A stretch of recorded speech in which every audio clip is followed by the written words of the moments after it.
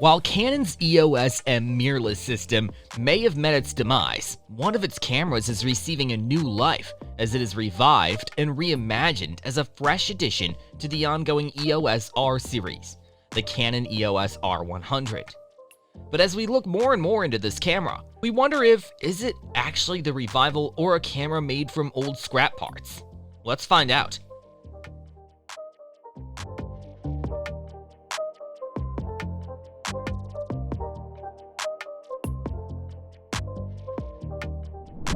First thing you'll notice is that the body ergonomics is extremely similar to the EOS M series. The rear screen is fixed and lacks touchscreen functionality. Presumably, this decision was made to differentiate the EOS R100 from the EOS R50. The weight of the EOS R100 is 356 grams, which is 19 grams lighter than the EOS R50. In addition, the R100 features only one command dial near the index finger, does not include a rear joystick, and lacks in-body image stabilization or IBIS, similar to other entry-level EOS R cameras. The OLED electronic viewfinder, or EVF, has a modest resolution of 2.36 million dots, and the SD card slot only supports UHS 1 cards. Overall, the technology inside the EOS R100 closely resembles that of the EOS M50, a camera that is now 5 years old, so there's that. Now, in terms of performance, Canon EOS R100 is equipped with a 24.1 megapixel sensor that can record 4K video at 25 FPS, although it has a 1.55x crop.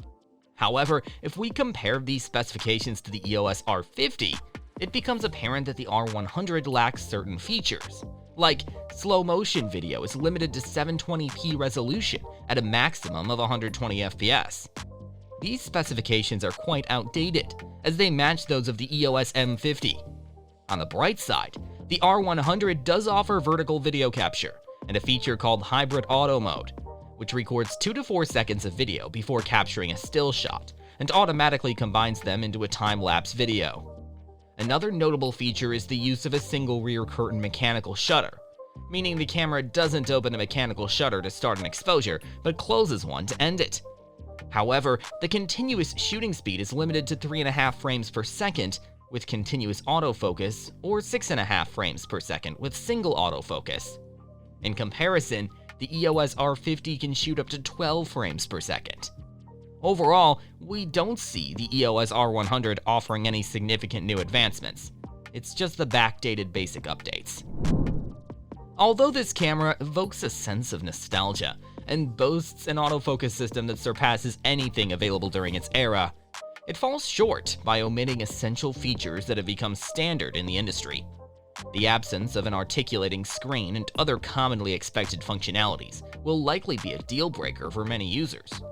However, Canon claims to have incorporated features that would appeal to smartphone users intrigued by an interchangeable lens system. According to Canon, the R100 is compatible with all RF lenses with a 1.6 crop and RFS lenses, with the exception of the Canon Control Ring Mount Adapter, EOS R. In addition to the EOS R100, Canon has introduced the RF 28mm f2.8 STM lens, which is currently the smallest and lightest RF lens available. It perfectly syncs with the R100, and hopefully Canon will add more RF mount lenses to the lineup. You can get the EOS R100 for $480, though we'd suggest you check out the R50, which offers more on that $680 price tag.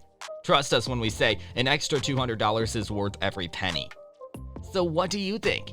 Share your thoughts in the comments section below. Consider subscribing for more content like this, and as always, thanks for watching.